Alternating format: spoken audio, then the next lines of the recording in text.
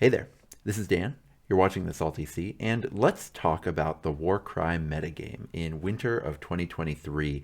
There's a lot to get into, so I created a video a while ago sort of asking people to send me their stats. And of course, right when I had enough to talk about, the FAQ dropped and sort of invalidated all of it. So I'll revisit whether I want to do a project like that in the future. But there's a lot here to talk about, and I'm not going to go nearly as in depth as I would have if we didn't get an FAQ, but there's enough here that didn't or might carry over that I think it's really worth it.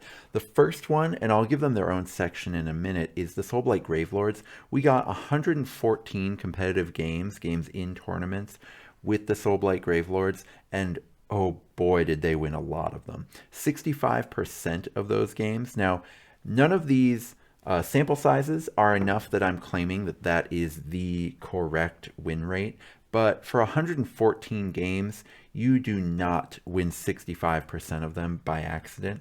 I've included a chi-square test here just so that you can see how intensely skewed Soulblight Gravelords were in the pre-FAQ edition. Now, there's also a lot of other really interesting little tidbits here. So we have enough games for about half the factions in the game to kind of dig in and say something about them if you want to. I'll put this up on the screen a little longer so that people can really take a look on their own. I find Gloomspite Gits really interesting. They just came in right around 50%, but they did win a lot of tournaments, which is really interesting because you can build some really bad Gloomspite Gits lists, but you can also build some really, really busted ones. There's kind of a lot of range in that faction.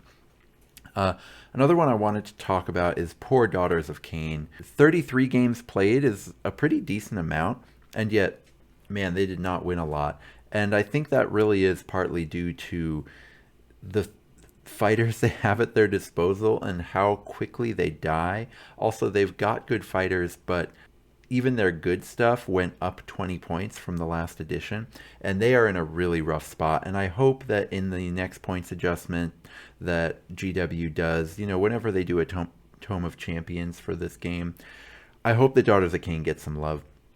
The same is true of Ogre Maw tribes, though they're doing substantially better, even though they're not doing well.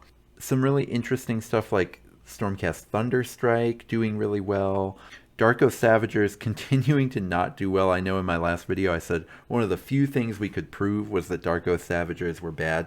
They've done a little bit better since then, but still not well, and their win rate's still kind of coming in around the 36%. But you'll see in terms of factions, things are pretty reasonable for the most part. Of the factions that a lot of people play, there's really only two that are in a really, really bad spot.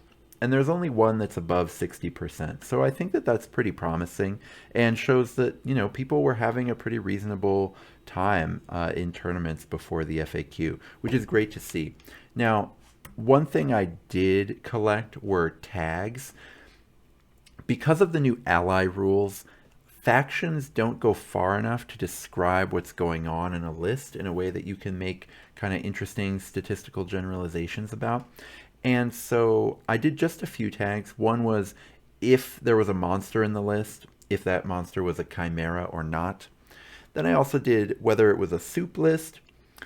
And I defined soup as having more than one fighter that is not does not have your warband's faction keyrune. And then I also tracked how well bespoke factions did. And bespoke factions did great. 49% win rate is really solid, nothing to complain about. And I really hope I can put to rest this idea that the AOS factions are much better than the bespoke ones. That just hasn't been true since 2nd edition came out. It was on pretty shaky grounds as an assertion even before 2nd edition came out, and now people just have to quit it. It's just not true at all. And we have 205 games. If they were really as bad as we've heard that they are, it would not be at 49%, for this long. As far as the other tags I got into, you can see the Chimera really earning that the 76% win rate, really showing that it deserved that nerf. Now, whether all the other monsters deserved it or not, it's tougher to say, but they still won a lot more of their games than they lost. 59%, again, this is not kind of statistically foolproof as far as what the true win rate would have been. But it's a pretty good indicator that, people were beating monsters, but not that often and even monsters that weren't chimeras were still winning quite a bit. I think this kind of jives with what I'd been kind of finding in testing, that if you were teching to beat monsters, you were going to be advantaged against them. But if you weren't building your list specifically to try and beat them, or specifically with knowledge that they might be there, you were probably going to be at a disadvantage, a pretty heavy disadvantage in any of your games against them. The thing I really want to talk about, though, is soup as a concept. 127 games played by what I would call soup lists, and they won 66% of their games. That's more than Soulblight Gravelords. That's quite a bit, and is a testament to what the current ally rules suggest that you do with your lists in the game. Some tags that I wish I could have used. One is Swarm versus Elite. So any warband with more than 9 fighters, so 10 or more, and then any warband with 7 or less. I would have loved to be able to sort of track how well those were doing, but I just didn't have the resources at my disposal to go and track the numbers of every single list. The other thing I would love to be able to track someday is mid-range warbands. Any warband with at least 5 fighters that cost between 80 and 130 points. And those warbands, the mid-range trap has been kind of a thing in Warcry for quite a while, and so it'd be really interesting to test my hypothesis about that one. Last is I would love to be able to test mission types, whether it was an objective, treasure, or kill mission, but most tournament organizers don't really make that freely available. So let's get into some really big questions. Having looked at the meta and who's winning, let's take a look at some questions about maybe what the FAQ did to change this. And the first one is Soulblight Gravelords, who have just been dominating ever since 2.0 started. Did the nerf actually hurt them? So the thing that stopped was they can no longer use Resurrection offensively, essentially. They can't really skew fights. They can't churn out damage through resurrecting fighters that have died in previous rounds, things like that. And that is a big deal. That's going to cost them 4 to 10 damage per round, essentially, in a game, and that really does add up. What's left, though? They have still the most efficient suite of fighters in the game. Resurrections still win objectives. They cheat the score on Reaper, which is one of the 12 missions that people use the most. They still invalidate opposing damage dealers, right? Where if you kill something and spent all your activations doing so, and then it comes back, it's like you lost those activations, right? So Resurrection is still really powerful. All of the fighters in Soulblight Gravelords are really powerful. And Shambling Horde is one of the most powerful abilities in the game. Anytime you can get free actions on just a double, that's incredible. So Soulblight Gravelords still, I think, has a pretty enviable set of tools. And from 65%, there is a lot of room to get nerfed a bunch of times before you come down to 50, at least in my opinion. The other thing that helps them is that a lot of their rivals at the top also got nerfs. And also you see that the Rumblepack really favors them in certain ways that they can build for it. They really have the tools to do it. Now, when I talk about their rivals getting nerfed, I am, of course, talking about monsters, which I'm not even really going to talk about very much in this meta video, despite the fact that they were so dominant for so long. But besides monsters, we also see soup lists getting some nerfs here and there. Now, soup as a concept had an even higher win rate than Soulblight Gravelords. So this is the idea of just taking whatever your faction does well, and then whatever your faction doesn't do well, you can bring in 2 allies to plug those holes. You can bring in thralls. You can have warbands where there's only 100 or 200 points worth of stuff in your actual warband, and everything else is from all around your Grand Alliance. And these were really, really powerful, either getting really solid ability combos off or just being able to kind of min-max stat lines. And so the question here is, were the nerfs enough? Because they kind of went sort of little tinkering around around the rosy as far as these soup lists. So we saw nerfs to Swift as the Wind, Lead from the Back, and the Gits reaction. And so the question is going to be, what is the next generation of busted allies to build around? Because you're still going to be wanting to take the best stuff in your Grand Alliance. And these nerfs really only attacked certain ability combos that were really sticking out. So the ability to just optimize stat lines is still there, right? You can just look at your Grand Alliance, say, what's the strongest chaff fighter? Okay, that one. Now I'll just pair it with, what's the strongest elite fighter? Okay, I'll just ally that in. What's the second strongest elite fighter? Okay, I'll ally that in. And now that's your warband, and you get to really min-max that way. Or there might be other abilities that people are going to find. I'm excited to see what people start playing as far as buff pieces there. And so I'm very interested in closely watching kind of what happens with the soup meta going forward, how that evolves, because I think it's going to be really interesting. I do think soup as a concept did get a little bit weaker. Swift as the Wind was legitimately really, really powerful. It's still decent, but those lists will be viable but more beatable from other lists.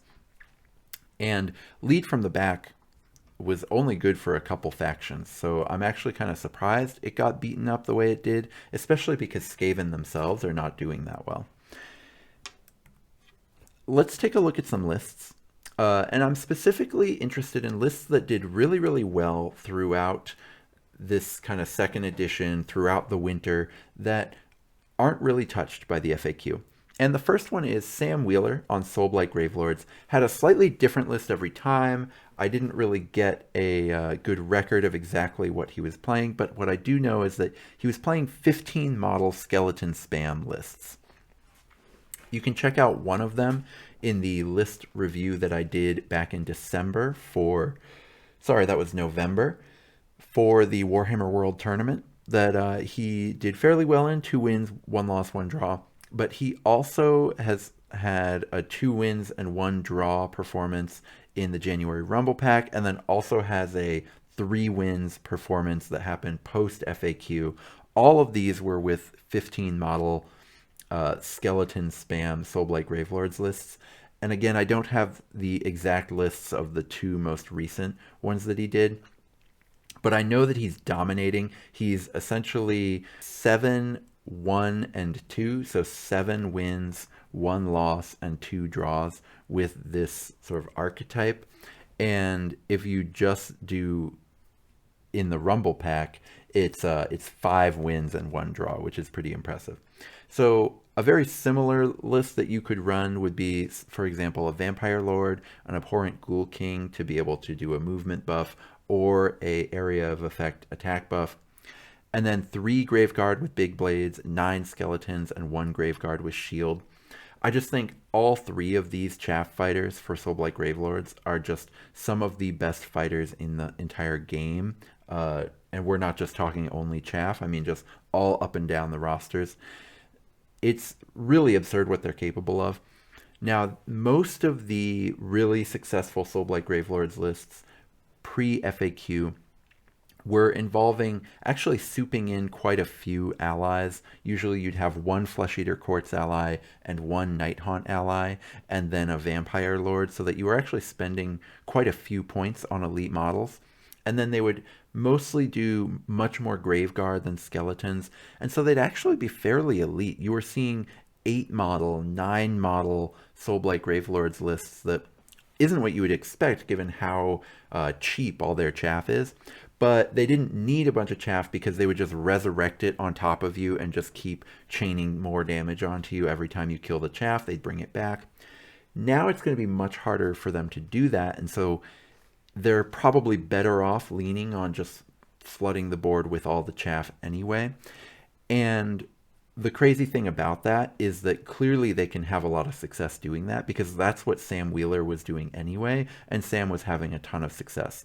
So I'm pretty terrified of this list, but if you have Soulblight Gravelords, spamming skeletons, spamming Graveguard is still very good. Now that the Resurrection rules have changed, probably mixing Big Blade Graveguard with Shield Graveguard is probably the way to go, maybe about 50-50 with each one to get your numbers up. But there's still just a lot to like about Soulblight Gravelords, and I think that their lists kind of looking like this are going to be really, really terrifying. Now let's get into Kharadron Overlords. Eric came to my Quest for Talaxis tournament, nearly won the whole thing, went 3-1, but just kind of had a weird spot of luck, like an awkward situation in the one game that he lost, and that was to the eventual champion. So this is a really powerful list. Mizzen Master, Endrin Master with Endrin Harness, Endrin Rigger, that's one of the balloon boys with the gun and saw. So this one is the melee one, and it's basically just a small Mizzen Master. Then you get 2 Grunstock Thunderers with Aether Cannons, and 4 Arcanauts with pistols. I played Kharadron Overlords to a 3-1 finish at the Nova Open as well, so I can definitely vouch for all of the tools they've got. Fight for Profit, in my opinion, is now the premier AoE buff in the game. The fact that you can potentially get 2 bonus attacks in any treasure or objective mission, which is most of the missions in the game, that's really powerful.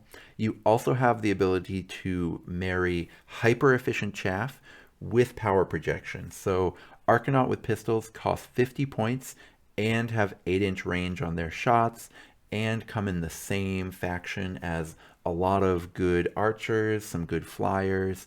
I don't think you want to go all in with the flyers, for example. I would say 2 balloons is the absolute maximum. I went with 1 in my list.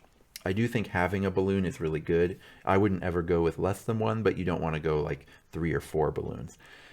But what makes them so powerful that I just kind of skipped past is the fact that, these Arcanaut let you cover the board, always have a ton of staying power on all the objectives, have the ability to be sitting on one objective and shooting another objective in a lot of situations, which is very, very powerful to be able to do.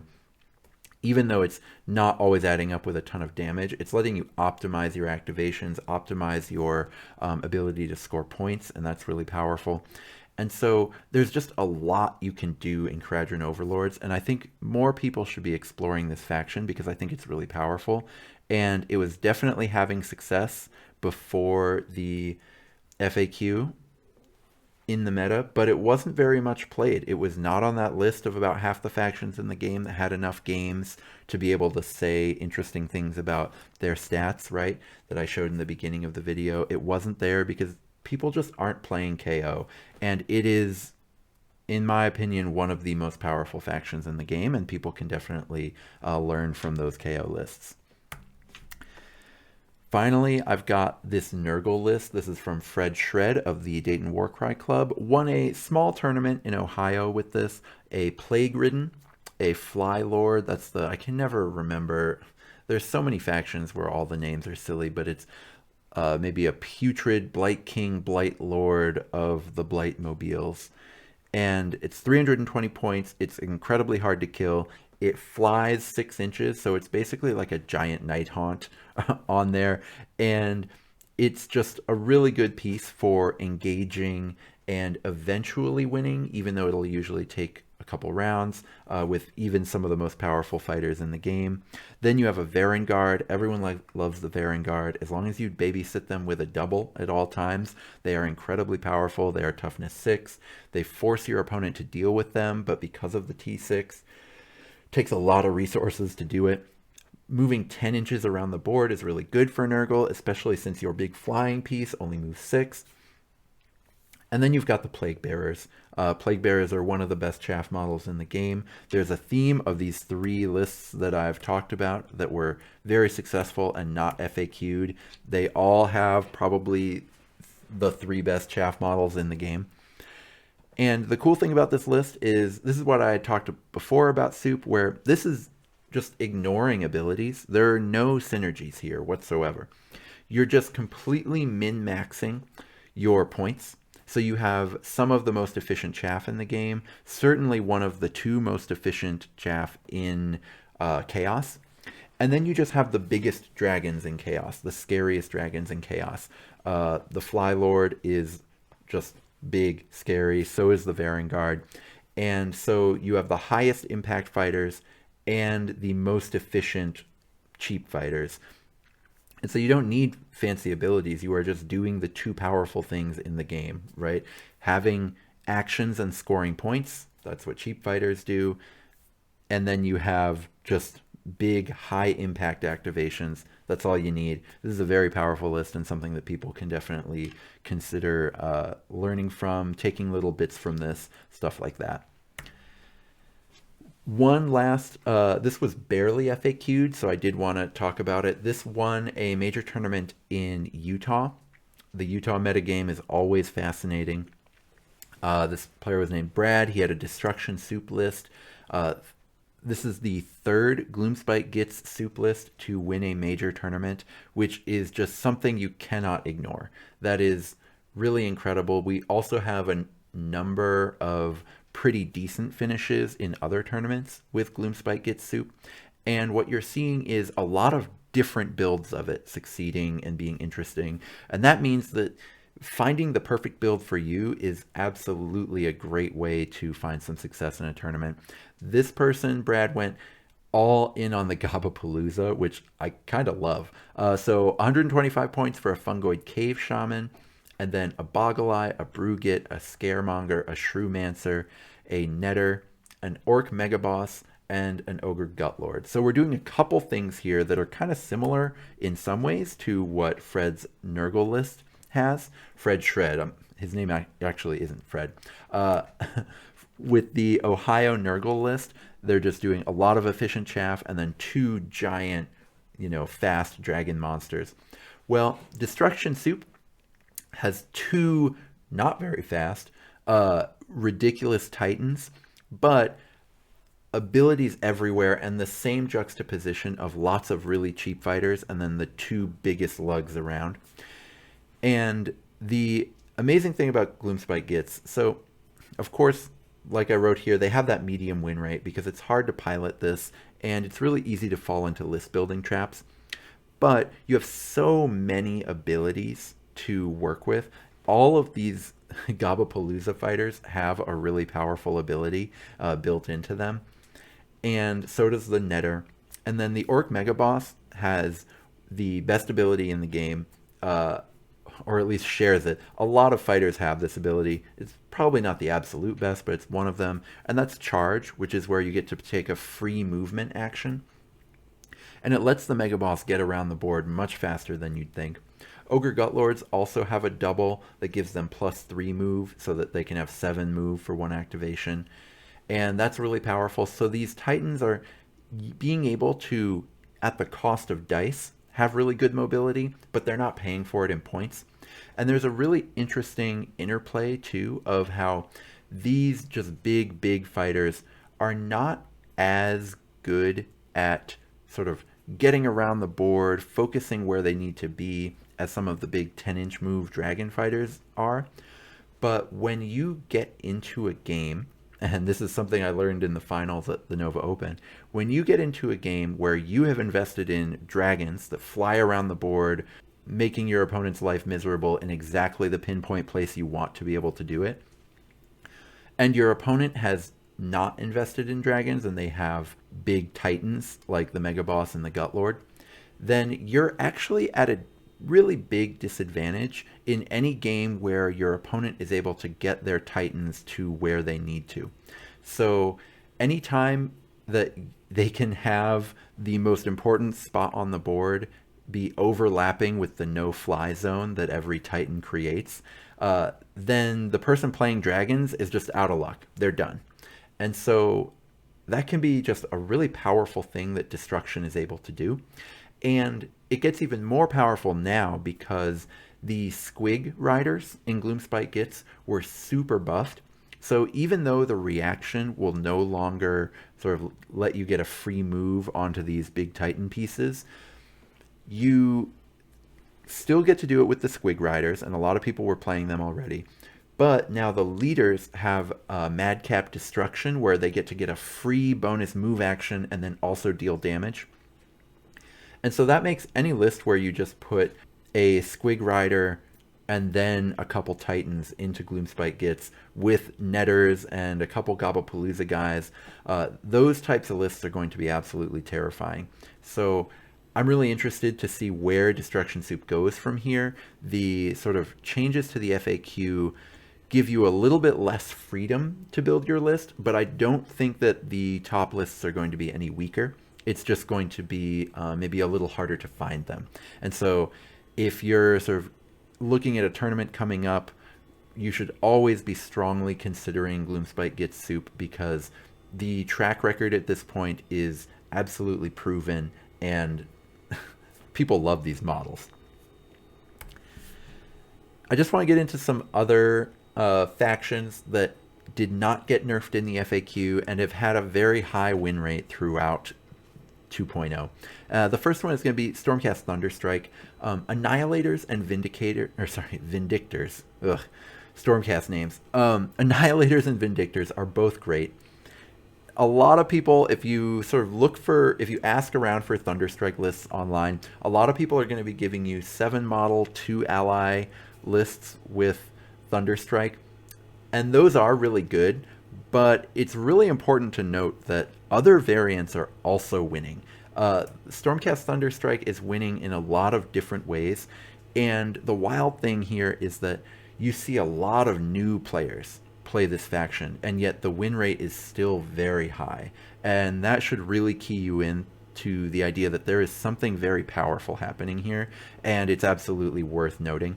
Also, they just got an Underworld's Warband back into the game. Calthea Zandire has a very powerful ability, only costs 210 points. You can get up to 7 fighters with her and be using her ability. The Lord Imperatant was very, very popular early on in Warcry 2.0, but those lists were not doing terribly, actually, but they were not taking down tournaments because it costs 240 points, so you can't get 7 fighters into a list with it. The Lord Imperatant and Calthea Zandire both have an ability to give fighters free actions around them, and before you couldn't really get 7 models and also use that ability. Now you can, and so there's a lot to like with Thunderstrike and a lot to experiment on.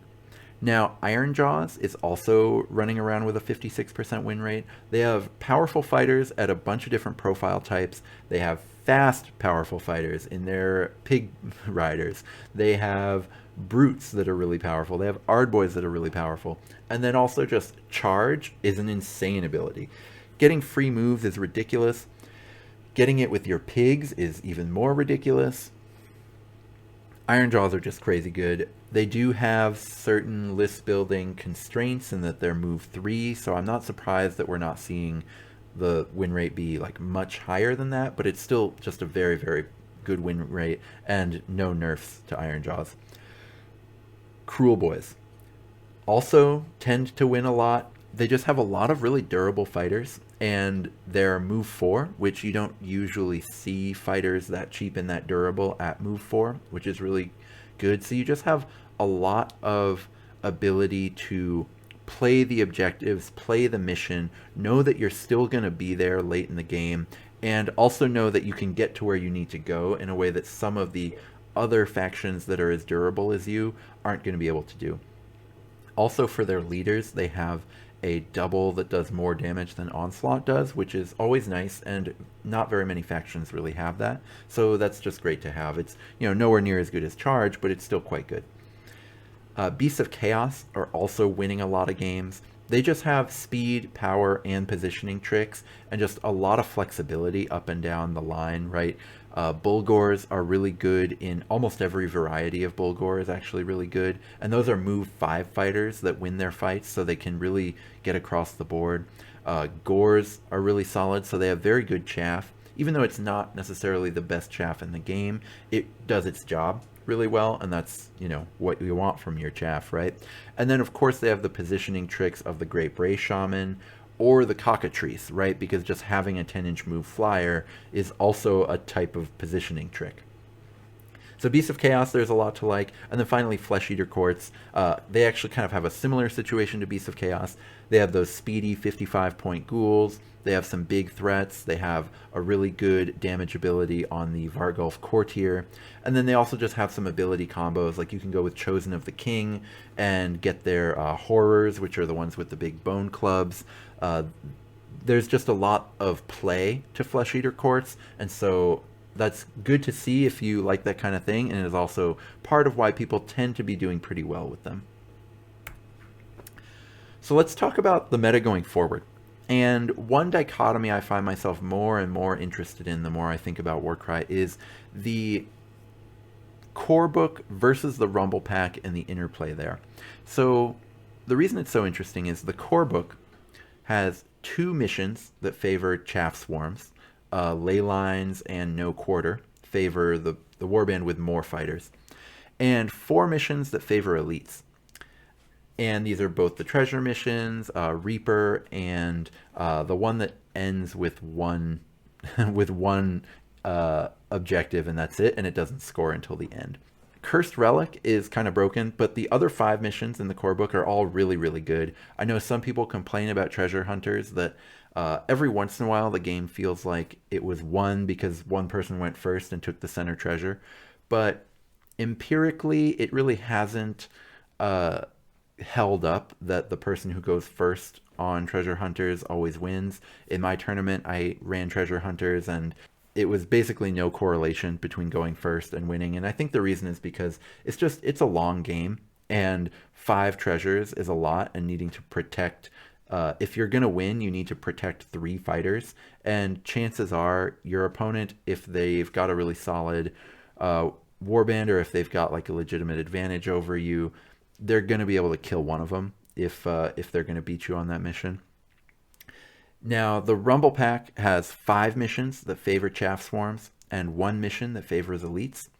And Spoils of War is absolutely terrible. It's completely unplayable. Basically, as soon as you get where you have more objectives than the other person, you can burn all of the objectives the next round, and the other person can never catch up. So there's like literally a mechanic to make sure that there are no comebacks, which is absurd, and it just makes the mission completely garbage, and just whichever team has more fighters just immediately runs over to the other person's objectives, burns them because they just swamp them in the first round, and then there's no way to say clear off fighters and then win as you sort of win more rounds of objectives later in the game, like there is in literally every other objective mission. So the team with more fighters literally wins every single time in Spoils of War. It can't be done if you have fewer fighters than the other player. So it's completely unplayable, but otherwise the other 5 missions are really, really good.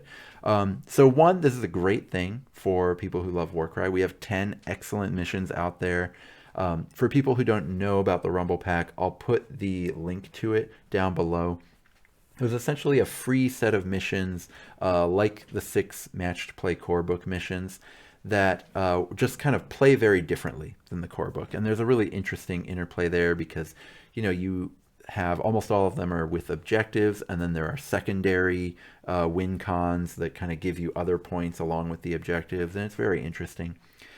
If you're playing a tournament that takes from both, if you can find an elite list that can cover the 2 6 objective missions in the Rumblepack, those are the ones that are just the most punishing for low model count warbands. If you can do that, then you've really found something. The same is true if you can find a swarm list that is going to be naturally amazing in the Rumblepack.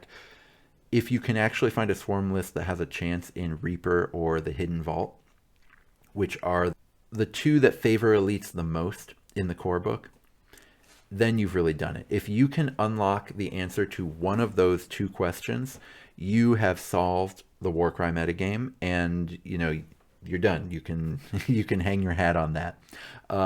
Otherwise, there's just kind of a lot of play to figuring out what the specific pack you're going to be playing against is. And it's really interesting if a given tournament is all core book, how you're going to want to play towards that versus how you're going to want to play if the tournament you're in is all Rumblepack. So I'm just going to do a tier list for both of these. And I just want to give some warnings for tier lists, because the reason I don't like them, or the reason I don't like competitive tier lists, is because people immediately take them the wrong way. Every single time they are misinterpreted, and it's really frustrating as a content creator. So, first, let me tell you, factions do not matter in the core book. Because the core book mission favors elites, you basically are always able to bring in two big elites from outside of your faction, and you don't pay for it, because giving up all those numbers of whatever chaff you've got doesn't really hurt you, right? If bringing in two elites makes it so that you have 7 fighters instead of you probably would have had 10 or 11, doesn't hurt you at all. And so factions just really don't matter much. The way you can do ability combos, all stuff like that. So that's an important thing to think about when I am about to give you a faction tier list. The other thing is that even bad factions, ones that are doing really poorly, have kind of really weak fighters, they often have a leader or two who can be a really great ally for others. So things like Ogre Maw tribes, we already saw a Gut Lord winning a tournament.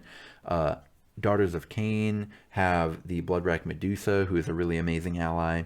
Idoneth Deepkin have the Achelian King, who's a really amazing ally.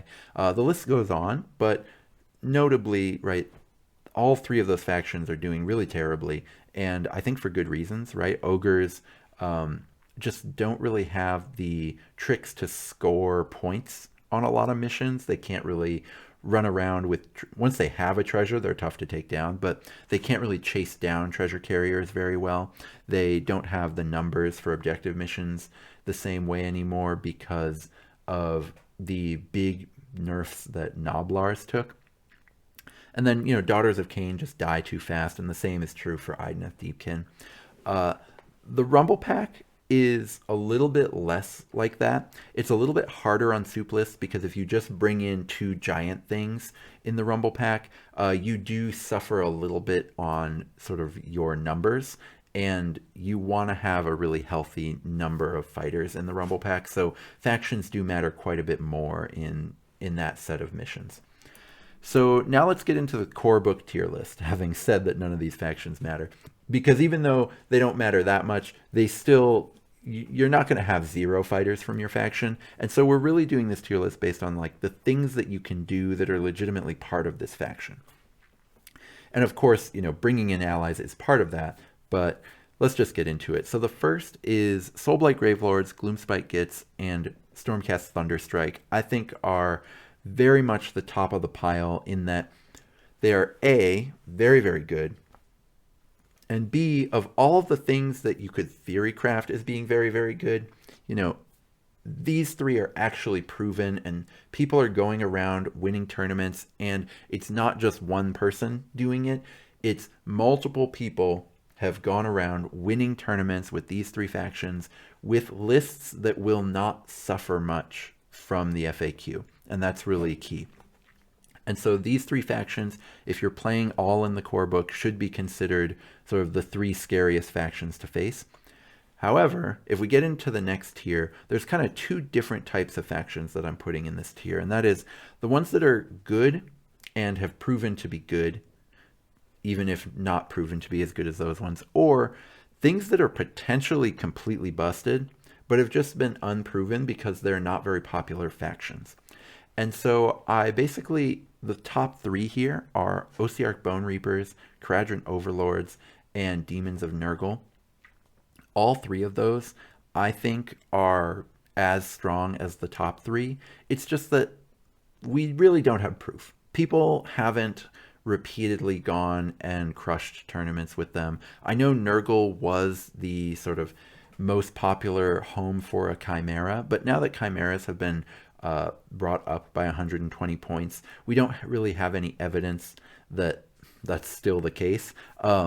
However, we do have a very small tournament that was won by Demons of Nurgle, and I am certainly testing them quite a bit for Adepticon. I do think Demons of Nurgle are one of the best factions in the game for the core book, but we need to see it, right? And we just haven't seen it much. So it's hard to really put them in that top tier with the top 3 factions. You'll also see something like Warrior Chamber. In theory, other than the really busted Calthea Zandir ability, other than that, Warrior Chamber can do everything that Thunderstrike can do. And so, in theory, they should be just as good as them. The one thing just being they're much, much less popular, so we just haven't seen it much. Then we also have stuff like Beasts of Chaos, where I don't really theory craft them as necessarily being the top of the pile, but people have, even though no one's taken a tournament down with Beasts of Chaos, people keep doing decently with them. We just keep seeing people go, 2-1-1 or 2-2 or 3-1 with Beasts of Chaos, where just like very, very respectable results over and over and over. You just don't see people scrubbing out of tournaments at 0-4 or 1-3. I shouldn't use scrubbing, I hate that word, but just you don't see people doing really poorly with Beasts of Chaos. And so even though I wouldn't necessarily theory craft them to be at the very top of the meta, they've proven they belong. At this point, with the upper, I think they have 59 games played. That's a lot. If they were bad, we would know by now. The same is true here with Flesh Eater Courts. And then we also have factions like, say, Iron Jaws, who they just have really points efficient, move 3 fighters and a decent way to get them across the board. And that is a solid combo to have. So there's a lot here to kind of, if we wanted to get into all of it. Another really interesting piece is the Underworlds effect. So if you look at Sylvaneth, they have some really powerful Underworlds fighters coming in where you have cheap fighters that still have relevant abilities. And that's really nice to have. And they already had that with Tree Revenants able to teleport around the board, Spite Revenants able to net things. And so if you can figure out what the ideal combination of elites should be for a Sylvaneth warband, that is the order Gloomspite gets. Because what Gloomspite does that's so powerful is that none of their cheap fighters are wasted, are just like nameless cylinders, right? They don't have a single nameless cylinder among their chaff. All of their chaff fighters are doing something interesting and something relevant to the game and are threatening a relevant ability at all times. Sylvaneth have that, and they have it in some slightly different chassis than Gloomspite have it, but they still have it in spades. And they've also got some decent leaders, so it's really on Sylvaneth lovers to figure out what the correct configuration for the right elites is. Obviously, Gloomspite Gitz enthusiasts have figured that out, and we just haven't seen it from Sylvaneth yet because they just, for whatever reason, haven't been that popular in tournaments. We did see one person, shout out to Echo, go 3-1 at Nova with Sylvaneth, so people have done well with them, but for the most part, they just haven't been played much. I also didn't know where to put Skaven. I think Skaven have some of the best fighters in the game, one of the best reactions in the game. I think Skaven are incredibly powerful, but it cannot be argued with that Skaven are not doing well in tournaments. People are generally losing when they bring Skaven to tournaments. And I don't know if that's because Skaven are so skill intensive. I don't know if it's because people are bringing 1.0 lists with Skaven in a 2.0 world where the list should be really different. For example, you are seeing a lot of people bringing things like masked plague monks or masked chaff, or you're seeing a lot of people bring rat ogre combos. And the rat ogre combo should in theory still be decent, but people aren't doing well with it the way they were doing very well in 1.0. So that's a thing where it shouldn't just be the play skill for that list and why it's doing badly, because play skill wasn't a problem in 1.0. My thought is that because you can't surround the Rat Ogre combos with quite as many bodies, the effectiveness of being able to use that double is a little bit more difficult. It's harder to keep your Packmasters alive. it's harder to surprise someone or just hold that double over their heads as long because you can't wait out their activations as easily. And so people are needing to find other ways to build Skaven, and I think people are, and people are being successful with it, but it's just the small minority. Most people playing Skaven are kind of playing in the older paradigm and not doing very well. So I put them in B tier here because they're definitely good in the right hands, but you have to be very careful if you're going to bring Skaven to an event. We also have Slaanesh. I think Slaanesh are really good. I think that Slaanesh Sybarites, that's the Slaanesh Mortals, are probably the only purely mid-range faction that I think are really good. But Slaanesh is so unpopular. Nobody plays them and nobody paints them. And the people who do, it's really easy to like fall into a Blissbarb Archer trap or something like that. Blissbarbs are awful. So I hope to see more people bring Slaanesh to tournaments, and I hope to see them do well because I do think they are pretty good here. Some of the really bad warbands, some of them it's sad to see because some of them weren't that great in the previous edition. Like I don't think Shadow Stalkers are any good. Khorne Demons really makes me sad because they've just been falling every single update to the game. They started up here in this like, proven to be good but not the best range, and just every single update to the game they've changed something about Khorne Demons to make them worse, and they still have half as many abilities as every other faction in the game, which is really annoying and really sad. And the abilities they do have, they have one very good one, which is Hungry for Flesh, but every other ability is basically a nothing burger, and so man, they are not good. Otherwise, let me know in the comments if you have any other factions you're interested in hearing about the core books. But let's get into the Rumblepack tier list because the shape of it is pretty different. First of all, there's 5 factions at the top, and there's a huge jump here for Horns of Hashut because the Horns of Hashut leader is not very good, and so if you're in the core book, it's tough to convince yourself that that's where you want to soup in all of your busted chaos allies because you're just paying a big tax. But in the Rumblepack, it's not as big of a tax to just have a very medium mid-range fighter in your list because at least they can get on one objective that's far away from everyone else and just take out a chaff model over time. So they just have a much bigger role. And boy, are Shatterers good. Shatterers are insane what you get for the points. The Rumblepack has a lot of objectives that are split far apart from each other. So move 3, very cheap move 3 fighters are still good, but move 3 in general is not as good in the Rumblepack. And Shatterers have that move 4, they have 2-inch range, so they have a ton of utility for getting where they need to go. They don't do a lot of damage, but again, I am a big proponent of the idea that chaff damage does add up if you have a lot of them. You know, if you're running, say, 8 Shatterers. And you can absolutely do that in the Rumblepack, and they will be insane because, again, what you get for 55 points there is just out of control. The other 4 factions I'm putting here are Soulblight Gravelords. Now, the busted lists that you're going to see in the Rumblepack are different than the really successful lists that we saw in core book missions.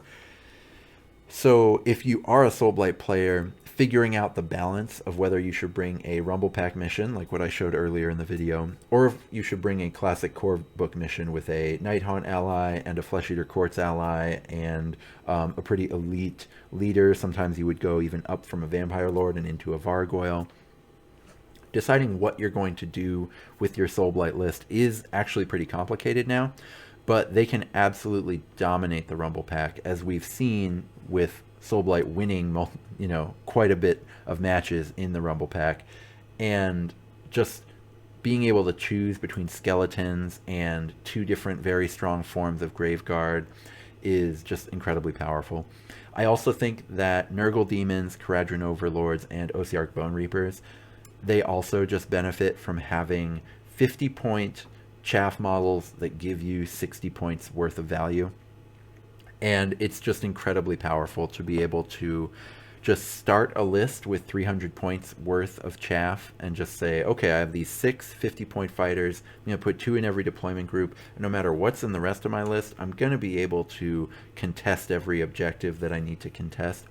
Even though they're only 3 inches of movement, Nurgle has Sloppity Bilepiper to move the Plague Bearers around. If you've watched some of my battle reports, you've already seen a battle report in which I did that very successfully and to pretty high impact.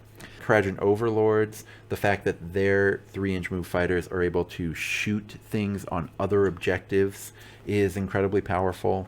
Ossiarch Bone Reapers has a relevant movement ability in faction. So all of these have really powerful move 3 chaff and the ability to move that chaff around the board. Soulblight Gravelords has Shambling Horde, which is incredibly powerful, even though it does cost a double for just 1 fighter, but it's still really, really good. So all 5 of these factions just have everything you'd want to dominate in the Rumblepack. And there's a funny thing in which I think Rumblepack missions are more textured and more interesting than core book missions when you're playing with 2 evenly matched factions or 2 evenly matched warbands. But as far as the way you can exploit them in list building, they're significantly less balanced because these 5 factions are so good. And I think that there's a pretty decent space in between Lumineth and the rest of the other factions too. I think OBR has quite a bit of room before you get to Lumineth, but then Lumineth has quite a bit of room before you get to, say, Slaves to Darkness or Beasts of Chaos here, because their ability to have Wardens and Shining Company, it makes them really, really good on objectives and makes them really good at getting to objectives and then setting up their ability combo and giving everyone -1 attack against them. And so Wardens, I've said before that 8 wound fighters are just not good in this edition, but the fact that Wardens have range 3 so that they can all cover each other so that they don't have to set up near you, and they all have this defensive ability, makes them incredibly good. And then if you didn't have Wardens in Lumineth, you actually wouldn't be that sad about it because Stone Guard are so good as well. They're like just not quite as good as Wardens, so you generally see lists do really well with Lumineth that are like spamming Wardens. But you could make some really powerful lists that have a mix of Wardens and Stone Guard, though you'd want to be careful because of the wording on Shining Company, how you deployed them. Some other highlights here, all the ones with lots of potential generally are things that have very interesting chaff models, because chaff kind of rules the day on the Rumblepack. So Beasts of Chaos being able to get around the board and then have things that can just delete chaff but also be pretty quick to get from one objective to the other. Flesh Eater Courts basically has that same thing. Mirefolk Outcasts are quite good coming out of Rotmire Creed, but then you also have the sort of blighted ones, and having 150 point fighters that appear to a chaff model the way an elite fighter does is actually kind of nice in the Rumblepack, I've been finding. You don't want to be fully mid-range, but you just don't have the luxury of having 3 huge threats and a bunch of chaff in the Rumblepack the way you do in the core book. That's a really classic quality way to build a list in the core book. The Rumblepack doesn't necessarily give you the luxury of doing that because you need to keep your activations up. And so having a 140 point fighter that just demolishes chaff models and can win an objective as long as there isn't a true elite there is really nice. So that's something that Slaves to Darkness can do with Chaos Warriors or with Chosen. That's something that Khorne Bloodbound can do, which is why I've put them in A tier here with both Blood Warriors and some of the other bigger things. And so factions that can do that can ally in an elite fighter but also have a mid-range fighter who's really good are very interesting there. Thunderstrike dropping down into A tier. I'm very interested to see what 7 model Thunderstrike and Warrior Chamber lists can do. and I'm a little worried for them. I might, if I do this in 3 months, I might be putting them down in B tier where they're only good in the right hands. But for now, I do think they still have some potential because they can sort of teleport from one objective to the other with allies, while then having at least 4, 5 fighters who are going to be able to clear chaff off of objectives. But I'm going to need to see it in action. Even though I said move 3 is generally less powerful in the Rumblepack, and it is, Fire Slayers are able to do a passable impression of some of the top chaff tier lists. So Fire Slayers are actually, I think, pretty good in the Rumblepack. You can get a 11 model Fire Slayer list going pretty well. Things like the Doom Seeker are really interesting 135 point leaders that do exactly what I just said a bloated one does. Of, yeah, they can't go toe to toe with a big elite fighter that, you know, was dominating the core book, like say an Orc Megaboss, but they can blow chaff off the board just fine. And so in the Rumblepack, you're a lot less likely to end up being attacked by a mega boss, and so all of a sudden things like Doom Seekers kind of have a second life, and so that really helps Fire Slayers, I think. Some of the things that drop pretty far are some of the other Stormcast lists. I think something like Jade Obelisk might actually need to fall a little further than this because they don't have any chaff to speak of. Now, I'm really hoping that because their 100 point fighters are just so deadly to cheap models, I'm hoping that's okay for them, but you really can't get a lot of bodies in a Jade Obelisk warband. You also see Iron Jaws drop quite a bit. Now, it's possible that an Ardboys spam list can do something. I don't have a ton of faith in having a ton of brutes, but maybe having 2 brutes and a bunch of Ardboys can be really powerful. And so I still hope to see something powerful out of Iron Jaws. If you can crack the Rumblepack code with Iron Jaws, if you can figure out an Iron Jaws list that is good in the Rumblepack, you will have a really great time in any tournament that is both, because Iron Jaws are really good in the core because Iron Jaws are really good in the core book. So there's a lot of potential there, but it's maybe a little shakier than it was in previous eras of the game. So those are all my takes on the meta right now. I've done kind of a lot of stats research on what's been doing well, and I'm really interested to see how the FAQ kind of changes that, how the missions that people are running change that. And so I'll be sort of making a lot of videos about kind of tracking this as it goes along. But until then, may all your rolls be crits.